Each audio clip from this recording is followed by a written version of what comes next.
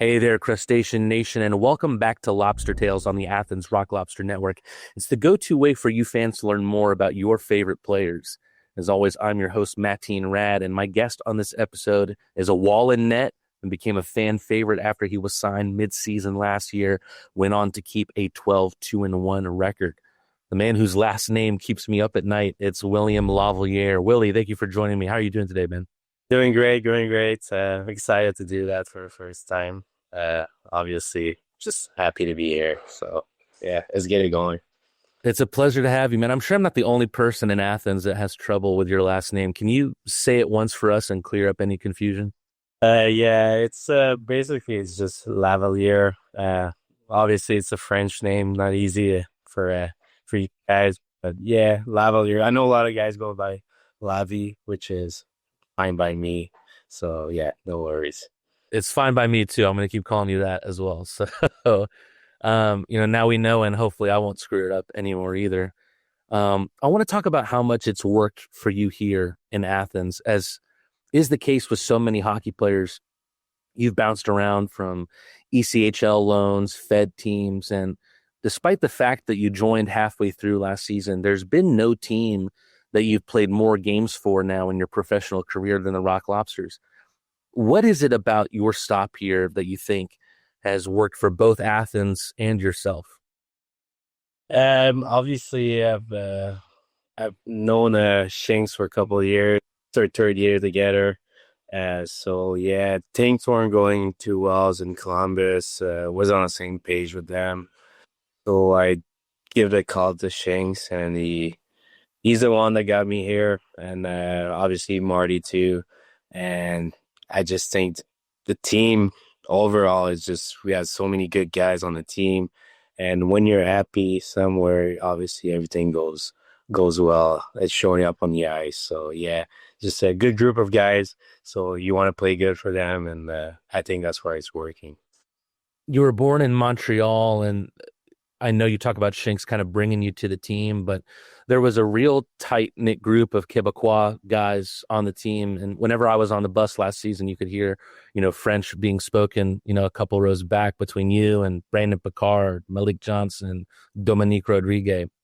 How much did having those guys help you feel welcome to this city and to this team? Uh, Obviously, it's good to be able to speak your language a little bit. I've played with Picard back in junior, so another guys that I knew on the team when I got there. And no, yeah, also Dominic was sitting by me in the locker room. Yeah, no, it was a good time to have some guys from Quebec, and we were able to speak the language from home. Obviously, last year the Montreal Canadiens made it to the playoffs, so kind of watching the games with them was fun, and like just bring a little culture from back home. Yeah, definitely fun. It seems like there's a long history of Quebecois being great goaltenders that goes back to the 50s with Jacques Plante. What do you think it is about the great province of Quebec that breeds such great goaltending? Well, obviously having the Montreal Canadiens, they were a power team for so many years. Back in the days, they had so many good goalies. Um, I think that's why I think everyone wants to be a goalie by seeing like, yeah, he's not from Quebec, but still a Canadian guy, Carey Price of the Nets, and like he's obviously a legend back home. So yeah, he's one of the reasons why I started playing as a goalie, look up after him when I was younger. Obviously, for me, I think he's one of the best goalie ever. So yeah, just having good goalies back then in Montreal made made guys want to become goalies, I guess. I played a very similar game with Carter McPhail on our episode a couple weeks ago where we blind ranked some goaltenders. I want to do the same thing with you, but I want to keep it just Quebecois goaltenders because there is so many of them. So basically, I'm going to say a name. You're going to place them first through fifth, but once they're there, you can't move them from that spot. Yeah. And we're going to start with my personal favorite, and that's Roberto Luongo. Oh, that's a good one. So 1 to 5, I would put him third. Well, up next is a guy who was all about longevity and won everything there was to win. That's Matteen Rad. Oh, Martin brother. Eh. There's so many good ones. Hard to put them. You always see gotta be up there. Oh my god, that's a tough one. I'll put him. I'll put him second. Another multiple time Stanley Cup champion and a fan favorite just like yourself. Next up on our list is the Flower, Marc-Andre Fleury. For me, I mean, I grew up watching him. He's kind of in my time, my years while I was watching hockey, the young goaltender.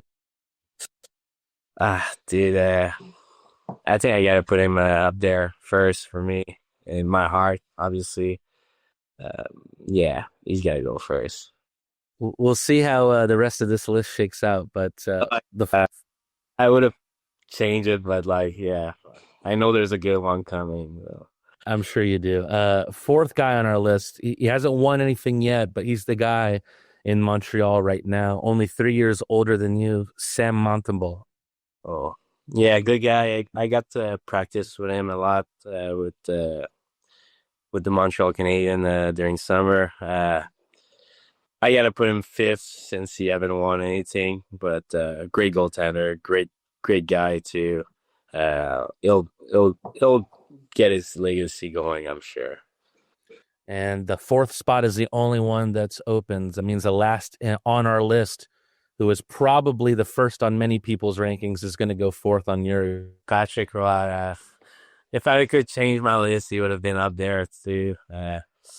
Maybe before Luongo or Martin Rad, but obviously play for Montreal Canadian, my favorite team. I mean, his legacy is tough for himself.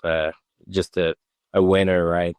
Yeah, I feel bad to put him fourth. I think he could be one or two for sure, but yeah, one of the greatest to ever do it for sure.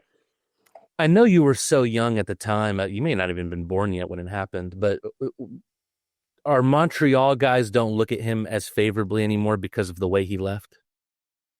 No, I think that's in the past.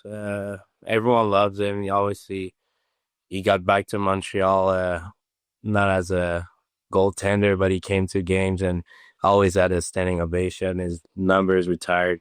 So no, I think that's all in the past. We don't blame it on him. The situation, everyone knows the story, but I mean, he left the team and won a Stanley Cup the same year. Like that just show how good he is. And no, I think that's in the past. We love him, greatest goaltender ever. So yeah. I think we can add William Lavallière to that list pretty soon now too. Something I wanted to ask about, and I never really know how to approach this kind of question to other goalies, but I was wondering what you and maybe other goalies in your talks with them think about the stereotype that goalies are kind of out there. They're a little weird, a little different. Do you think that's true? And if so, why do you think that is? Is it true? Yes, I've met some weird goaltender in my life for sure. But I've met some weird players too, so there's not as much goalie there's as players, but like you'll find a weird player on every team, right? But yeah, I mean the reason why I think like you got to be crazy to be a goaltender, obviously, but yeah, you're kind of by yourself out there. So yeah, you talk to in your head a lot. You're by yourself. You got to figure it out.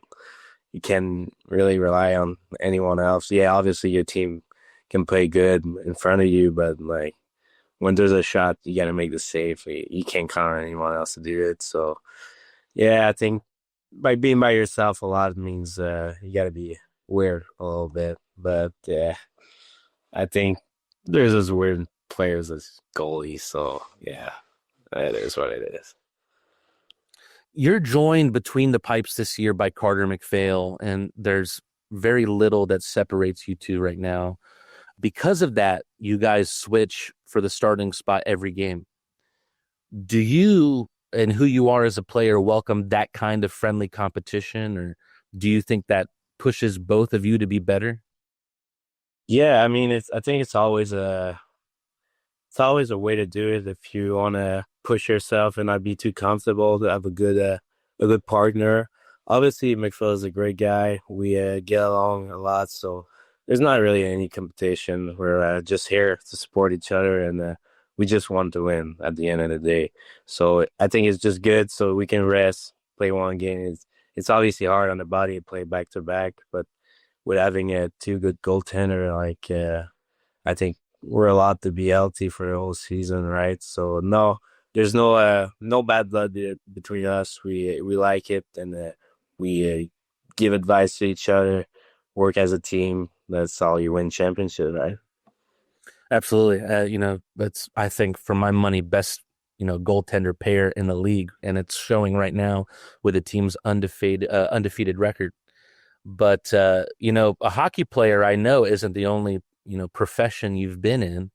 And I wanted to know, what can you tell us about your modeling career? Googling your name, I see some headshots around, and, you have an old Instagram dedicated to your modeling. How was that something you got into? And is it something you still do? No, I don't do it anymore. But one of my good friends when I was younger was a model, and I went to one of his show with him, and his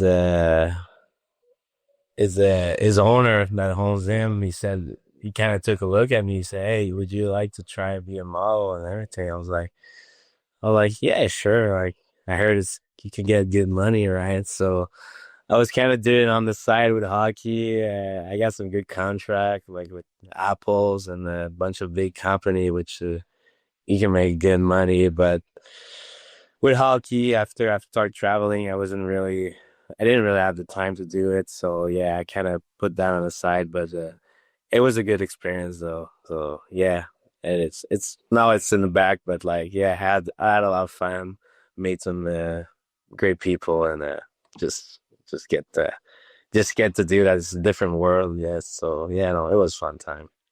No, get ready, GQ. After Willie retires, I'm sure you'll be getting a phone call. But Willie, we're about to get into our fan question segment. And before we get started, I'm starting in our fan question segment a little quicker than I do most of the guys. And that's because we got a ton of questions that the fans sent in for this one. And it really cemented to me, in my mind, how much of a fan favorite you are.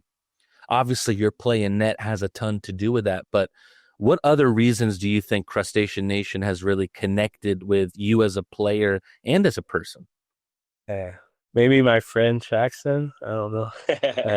I don't know. To be honest, I like to give my time back to people. Like they come to cheer for us. I think we have the best fan in the league. So yeah, just take the time to talk with them, get to know them. Maybe once you get to know them, they're definitely gonna like you even more. So no, probably by just taking the time to talk with them, talk about the games, the life, how is it back home, everything. Maybe that's for that, but also maybe because I'm French. I don't know. I think it definitely doesn't hurt. Well, Willie, it's time for our Question A Crustacean segment. We ask fans to send questions in on both Reddit and the Athens Rock Lobster fan page on Facebook, and we have a ton to get through here. If you watching at home want to send your questions in, keep an eye out for posts from me on both Reddit and the fan page. First things first, Willie, I got a message from that bullfrog on Reddit who says, I saw your post about questions for Lavalier. Do you think he would be willing to give a shout out to my 6-year-old son? He thinks Lavalier is the coolest person ever, and he even drew a picture for him last season that he was able to give him after a game. So, Willie, do you have any words for 6-year-old Hamp, short for Hampton, who's watching at home? Yeah. Hey, Hampton. I do still have your picture. It's a good one. Thank you for cheering for us. You're a great kid, dude. Hopefully I'll see you around this season. Well, Hamp, I hope you enjoyed that, and hats off to your father who reached out to me as well for that special message. Next question comes from Shannon Vanskike, who asks, does he hear the crowd both in chirping and supporting him, and how much, if any, does it affect his play? Cirrus Dark Ice on Reddit also asks, do you find fan goalie chants humorous, annoying, or neither? Do you just tune out the noise? So yeah, Willie, talking about fan noise here. Obviously you're dialed in your game. You're trying not to let anything around affect you. But as a lot of other fans are, it's kind of hard to not hear them, right? So yeah, I do hear the chirp sometime when they chirp the other goalies and when they cheer for you, obviously, especially between the TV time, well, you can hear them a lot. But yeah, you don't want that to get to affect you too much. You never want to be like you trying never too low, never too high.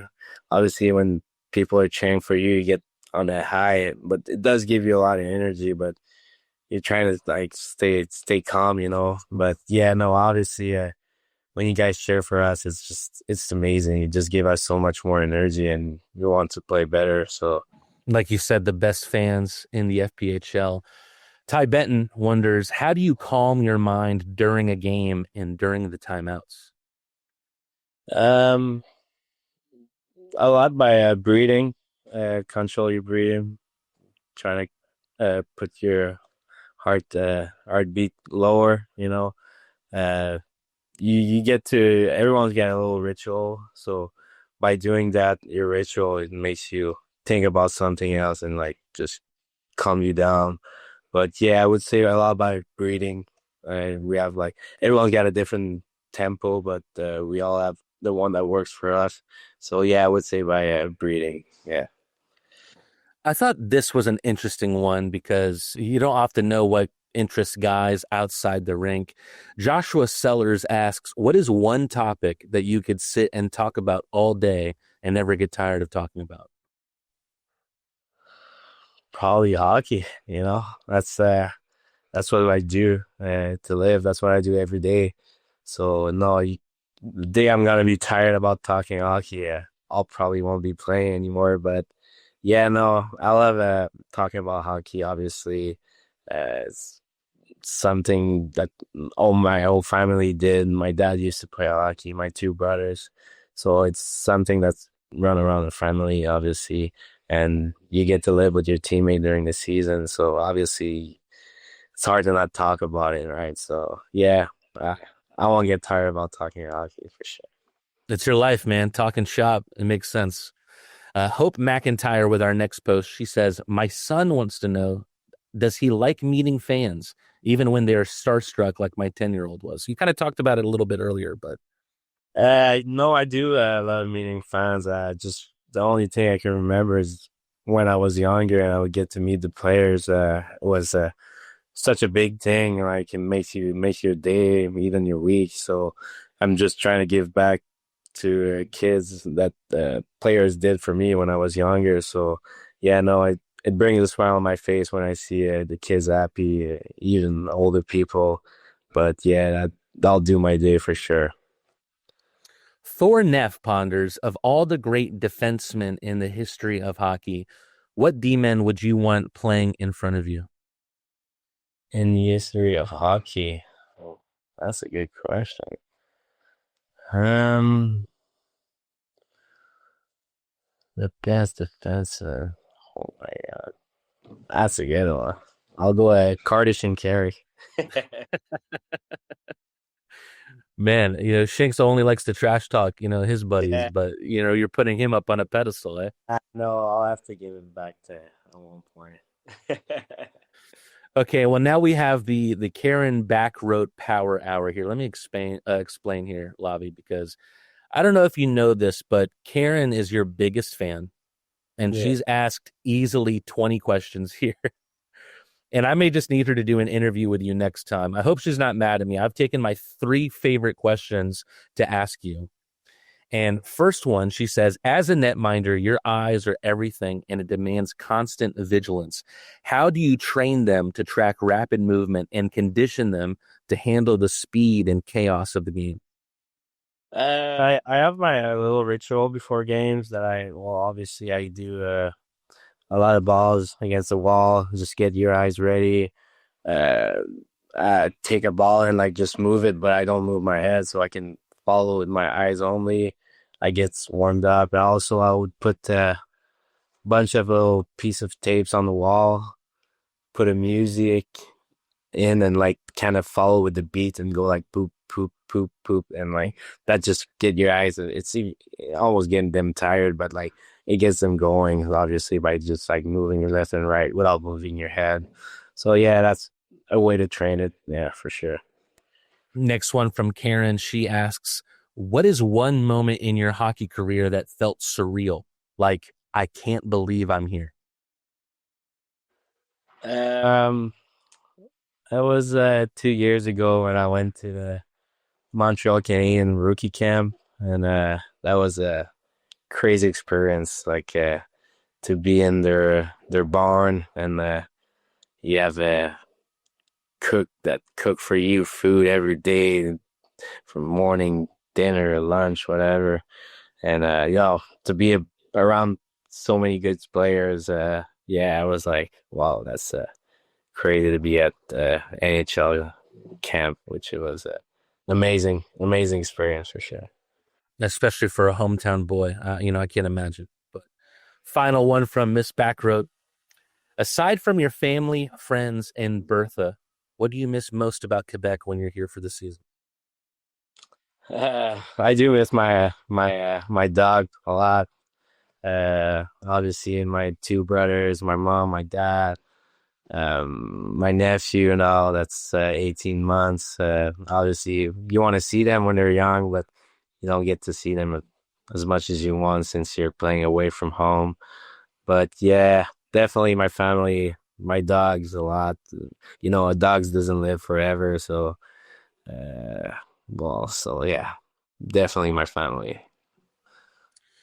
We really appreciate Karen's questions, her fandom, and of course, being our question, a crustacean MVP this season. We move over to Reddit and a heartwarming question from JD Felt, who asks, what is your favorite thing that your grandmother cooked for you? It's spaghetti. She does the best sauce I ever had, I think. Well, she moves away, and she lives close from Niagara Falls now. I don't get to see her as much as I want to, but yeah, that special sauce, so good. I miss it every day. So yeah, I would say spaghetti. Yeah. There's nothing like food from someone that, loves you. You can taste every bit of that. And this next one, maybe we'll find out if there's any love lost, because I thought it was a very intriguing question that came from No Grapefruit on Reddit. He says, we will be playing Biloxi this season, and it's possible Lavalier will go up against his former Athens teammate in the opposite goal, referring to Josh Rosenzweig. In general, how does he handle playing against former teammates? Is it awkward at all, or is it in the spirit of competition? Um, it's as a goalie, well, I'm more talking when you're playing against like an old team or something. You can't really like score on them. The only thing they can do is score on you, and obviously there's more chance that they score on you than don't. Like you don't get shot out every game.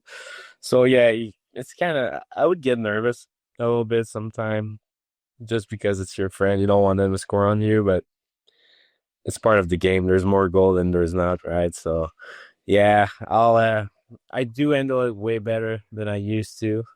But yeah, definitely a little more nervous than usual when you play against old teammate. But obviously Rosie's a goalie. Uh, I don't have anything against him, so yeah, it's gonna be exciting to talk with him during warm up before and go play against him. I'm sure it's gonna be a great game. You bring up playing against your former team, and you've done that quite a bit in this league, especially against the Columbus River Dragons, where you said that, it didn't work out. And, I'm sure you were hoping for a bigger position there. It never came about. In the games that you've played against them, it's become quite a rivalry between Athens and Columbus. How much more did those wins mean for you, knowing that it was against the River Dragons? Oh, it definitely means more than anything. Obviously, it's the closest team from us, so definitely a big rival. But also I've played there 2 years, so yeah, especially my first game with the Rock Lobster was against them. So yeah, I do want to win the first game with my new team, but also it's against your old team.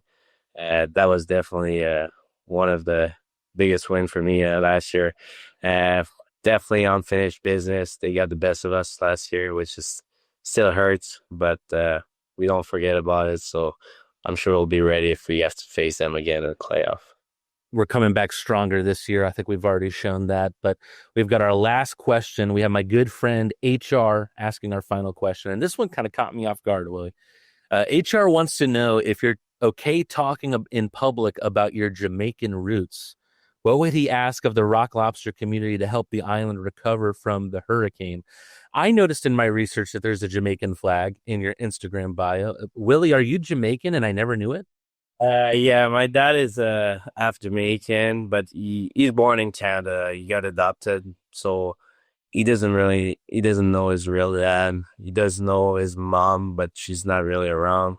So he got adopted by a really good family. So he doesn't really have the culture Jamaican. So since he's born in Montreal, Canada. But yeah, obviously, I've seen a bunch of things about Jamaica and the bad thing that are going on right now. Definitely praying for them. If I could help, I'll definitely do it. But yeah, turns out that I'm one quarter Jamaican. Yeah. Wow, wishing for the best, to a really great country in the Caribbean, and a very interesting story about, your roots that I never knew about, and a good way to cap off today's episode. That does it for this episode of Lobster Tales, but you can catch the Crustaceans this Saturday at the Tank. You're not going to want to miss Military Appreciation Night presented by Stanfield Air Systems. The Lobsters will hit the ice in special military jerseys, and each one will be up for grabs in our first post-game jersey auction of the year. You can also support our service members through the Hockey for Heroes campaign. Just look under the Fan Zone tab at rocklobstershockey.com. Also, grab your replica jerseys at the Rock Shop while they last. Grab your tickets now. That's all for Willie and me. We'll see you next time.